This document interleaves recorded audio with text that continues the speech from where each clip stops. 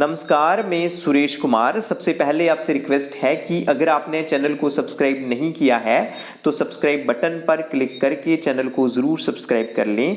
तो आज हम बात करेंगे कि 16 सितंबर को ये जो पोषण माह चल रहा है इसमें कौन कौन सी एक्टिविटीज़ हैं जो कि हम आंगनवाड़ी सेंटर लेवल पे या सेक्टर लेवल पे या प्रोजेक्ट लेवल पे जो परफॉर्म कर सकते हैं।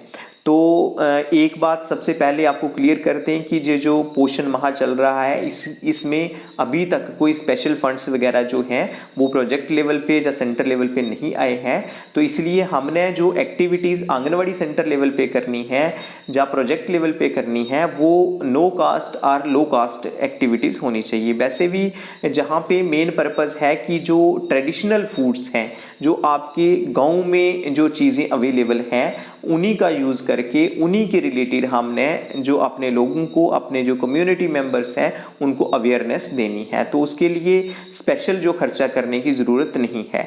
ये बात मैं इसलिए कह रहा हूँ क्योंकि कुछ एक जो आंगनवाड़ी वर्कर्स ने कम्युनिकेट किया है, कुछ एक दूसरे लोगों ने कम्युनिकेट किया है कि आंगनवाड़ी वर्कर्स को स्पेशल चीज़ें परचेज़ करनी पड़ती हैं। तो आपको ये क्लियर कर दें कि आपको स्पेशल कोई चीज़ परचेज़ करने की ज़रूरत नहीं है।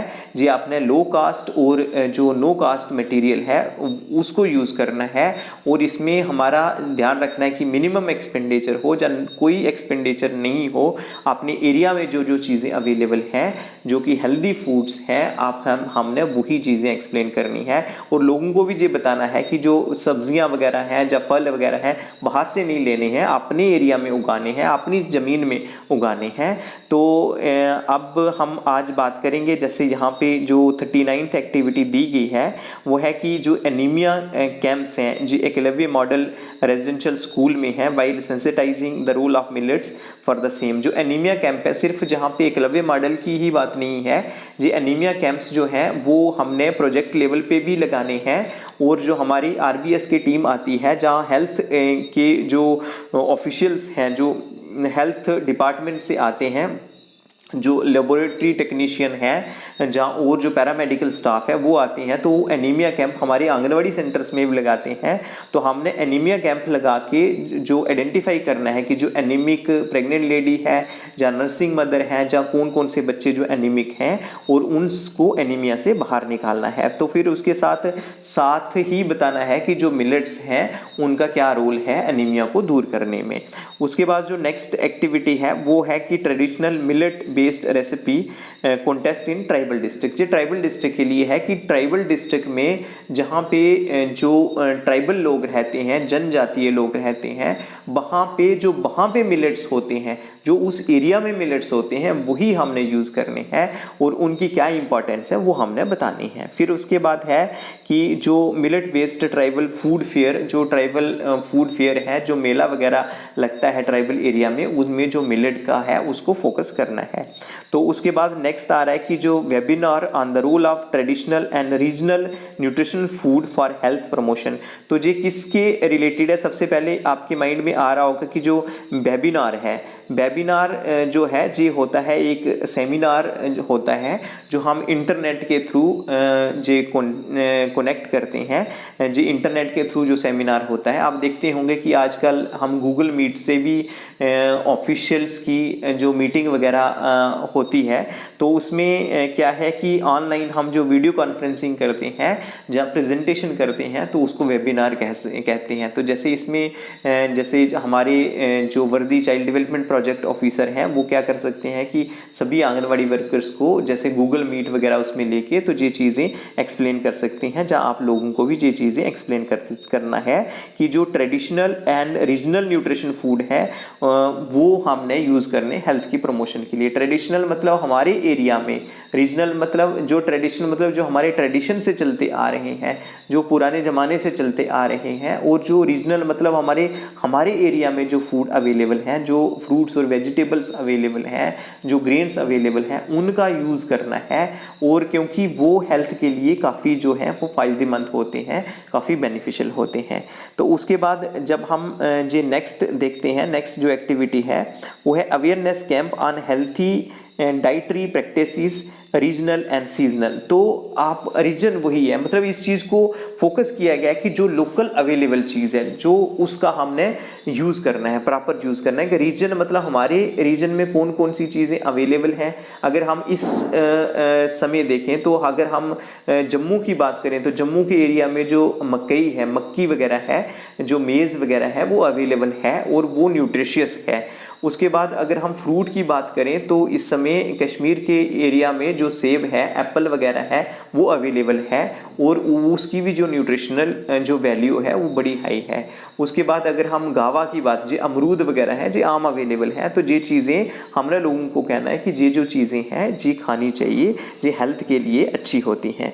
तो जो वही की जो हेल्थी डाइटरी प्रैक्टिसेस जो हैं कि हमने कौन कौन सी जो गुड प्रैक्टिसेस हैं, जो हेल्थी ईटिंग हैबिट्स हैं, इनके बारे में भी बताना है। कि जो हमने लॉट ऑफ जो वेजिटेबल्स हैं, सब्जियां वगैरह लेनी हैं जिसमें डार्क ग्रीन, रेड या ऑरेंज वेजिटेबल्स हैं वो हमने खानी है। उसके बाद हमने फ्रूट्स वगैरह खाने हैं जो कि सीजनली और रीजनली, सीजनली का मतलब है कि मौसम के अनुसार जो है और हमारे एरिया में जो है उनको लेना है। उसके बाद जो होल ग्रेन ईट करना है, जो हम अपनी कनक वगैरह है, वीट है, मक्की वगैरह है, जी हाई फाइबर जो है वो ब्रेड एंड सीरियल, मतलब जो हम चपाती वगैरह लेते हैं वो हाई फाइबर्स होने चाहिए। तो इसमें क्या है कि जो रिफाइंड चीज़ है या प्रोसेस्ड कार्बोहाइड्रेट्स हैं उनका हमने कम इस्तेमाल करना है। तो most of the grain in your diet should be whole grain, तो जो होल ग्रेन होनी चाहिए डाइट में। तो उसमें है कि जो हमने दूध वगैरह पीना है कि जे फैट फ्री या low fat milk and eat low fat dietary product, की वो चीज़ें लेनी है जिसमें फैट्स के जो कंटेंट हैं वो कम हों।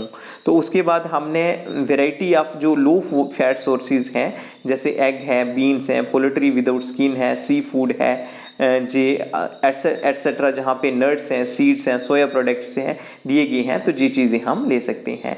उसके बाद देखने में आया है कि हम लोग यहाँ पे क्या करते हैं कि जो साल्ट इनटेक है, जो हम नमक है वो ज़्यादा लेते हैं, तो हमने रिड्यूस करना है उसको। और कितना होना चाहिए कि 1500 mg से कम साल्ट लेना है पर डे।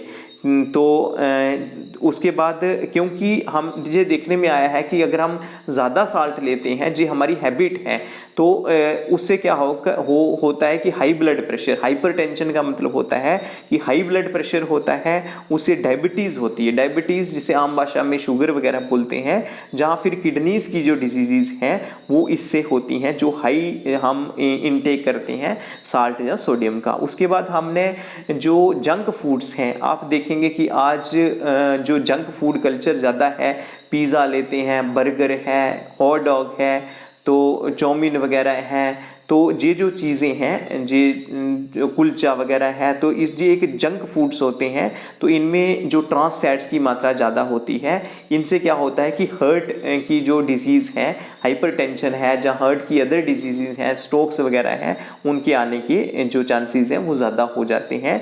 तो सॉलिड फैट्स या ट्रांस फैट्स इसमें होते हैं। तो जहाँ पे जो एडिड शुगर्स हैं, जो हाई इन सोडियम है, जिसमें साल्ट ज़्यादा है, जिसमें शुगर कंटेंट ज़्यादा है, वो चीज़ें हमने कम लेनी है। उसके बाद हम कर सकते हैं restrict or eliminate sodas and other sugar added drinks. जैसे हम कोल्ड ड्रिंक वगैरह पीते हैं तो उसमें शुगर बड़ी ऐड की होती है, उसमें कैलोरीज हाई होती हैं, लेकिन उसमें जो न्यूट्रिएंट्स हैं, अगर हम कोल्ड ड्रिंक वगैरह लेते हैं उनमें न्यूट्रिएंट्स नहीं होती हैं, तो ऐसी चीज़ों से हमने परहेज़ रखना है। उसके बाद जो है अलग अलग चीज़ें बताई गई हैं कि कौन कौन सी जो हेल्दी हैबिट्स हैं, हमने क्या लेना है कि लॉट ऑफ फ्रूट्स खा सकते हैं, जो वेजिटेबल्स हैं वो खा सकते हैं, जो मिल्क है वो ले सकते हैं। तो ये चीज़ें जो कि हमारे एरिया में अवेलेबल हैं, तो आपने ये चीज़ें जो हैं जो अवेयरनेस कैंप आप लगाएंगे आंगनवाड़ी सेंटर लेवल पे या प्रोजेक्ट लेवल पे या सेक्टर लेवल पे, वो हम बता सकते हैं। उसके बाद नेक्स्ट है कि awareness campaign on lifestyle changes for prevention of lifestyle diseases and role of millets in the same। उसके बाद क्या है कि जो अवेयरनेस किसके बारे में देनी है, लाइफस्टाइल चेंजेस। तो लाइफस्टाइल जो चेंजेस हैं वो जो क्योंकि हमारी लाइफस्टाइल चेंज हो गई है, इसलिए जो लाइफस्टाइल चेंज होने से जो डिजीजेस होती हैं उनको लाइफस्टाइल डिजीजेस बोलते हैं। जो वो हेल्थ प्रॉब्लम है जो कि लाइफस्टाइल के चेंज होने से जो डिजीजेस आती हैं, जो हेल्थ प्रॉब्लम आती है, उनको लाइफस्टाइल डिजीजेस बोलते हैं। तो इसमें हम देखते हैं कि आजकल जो हमारा लाइफस्टाइल है वो बिल्कुल चेंज हो गया है। हम क्या कि फिजिकल जो एक्टिविटीज़ हैं वो नहीं करते हैं। तो फिजिकली एक्टिविटी करना, जो फिजिकल एक्टिविटी है, जहाँ जो एक्सरसाइज है, योगा है, जहाँ अपना फिजिकल वर्क करना, वो बहुत इंपॉर्टेंट है। उसके बाद हम क्या करते हैं कि हम अनहेल्थी जो ईटिंग हैबिट्स जो हैं वो जो है वो एक लाइफस्टाइल का पार्ट बन गई हैं।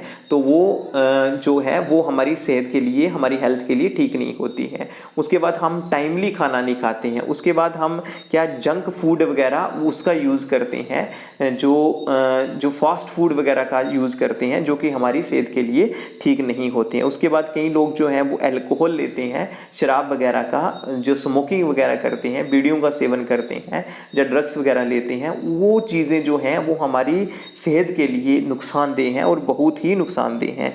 उसके बाद जो लाइफस्टाइल जो है, हम आज क्या है कि जो कम नींद लेते हैं वो भी एक उसके कारण भी जो डिप्रेशन वगैरह की जो प्रॉब्लम्स आ जाती हैं। तो इसमें जो हमारे लाइफस्टाइल्स हैं जी आज चेंज हो गए हैं, उसकी वजह से ही बड़ी सारी डिजीज़ हैं। जैसे ओबेसिटी है, ओबेसिटी होता है मोटापा है। उसके बाद डायबिटीज़ जिसको हम शुगर वगैरह बोलते हैं, जो इंसुलिन की कमी आ जाती है तो उससे डायबिटीज़ होता है।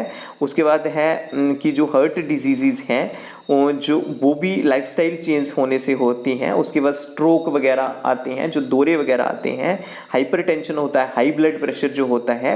उसके बाद जो कैंसर वगैरह है, उसके बाद जो है क्रॉनिक ऑब्स्ट्रक्टिव पल्मोनरी डिजीज़ वगैरह है, COPD है, जो लंग्स वगैरह के रिलेटेड जो डिजीज़ हैं।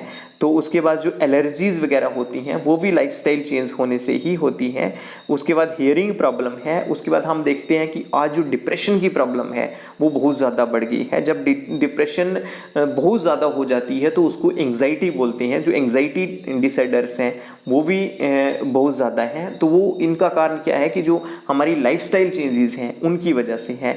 उसकी इसी तरह एक जैसे अल्जाइमर डिजीज़ है, जब क्रोनिक जो बैक एक होती है, पीछे कमर में दर्द होती है, वो भी जो लाइफस्टाइल चेंजेस होने से ही जो ये डिजीज़ हैं ये होती हैं। उसके बाद एक जहाँ पे डिजीज़ है कि नेफ्राइटिस है, जैसे न्यूराइटिस है, या नेफ्राइटिस है, जहाँ जो अलग अलग डिजीज़ हैं जो लाइफस्टाइल के चेंज होने से जो हैं ये चीज़ें होती हैं। तो हमने क्या करना है कि जो अपना लाइफस्टाइल है, जो हेल्दी लाइफस्टाइल रखना है, जो फ्रेश लीफली वेजिटेबल्स हैं वो खानी है, टाइमली डाइट लेनी है, पूरी रेस्ट लेनी है, नींद वगैरह पूरी लेनी है। उसके बाद जो फिज़िकल वर्क है, जहाँ फिज़िकल एक्टिविटी है, जहाँ योगा वगैरह है वो करना है। तो हमने इन चीज़ों पे अगर हम ध्यान रखेंगे, अगर हम अपना लाइफस्टाइल जो है वो चेंज करेंगे, इसको स्मूथ करेंगे, इसको ठीक करेंगे, तो ये जो लाइफस्टाइल ख़राब होने से, बिगड़ने से जो बीमारियाँ होती हैं उनकी हम रोकथाम कर सकते हैं।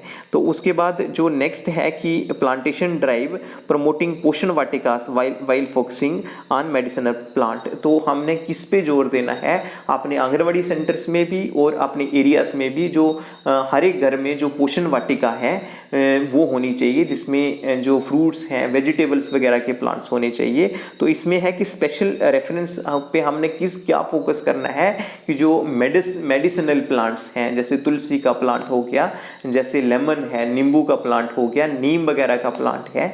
तो ये जो जितने भी मेडिसिनल प्लांट्स हैं और वगैरह जो आंवला है, हर्ड है, ये जो प्लांट्स हैं अगर हम जो अपनी पोषण वाटिका में लगाते हैं तो जी हम जब इन्हें यूज़ करेंगे, जो इनके प्रोडक्ट्स यूज़ करेंगे तो वो हमारे हेल्थ के लिए भी ठीक होंगे। तो ये जो एक्टिविटीज़ हैं इनमें से कुछ एक जो एक्टिविटीज़ हैं आप आंगनवाड़ी सेंटर में कर सकते हैं, हम जो प्रोजेक्ट लेवल पे भी कर सकते हैं। तो आज के लिए इतना ही था, धन्यवाद।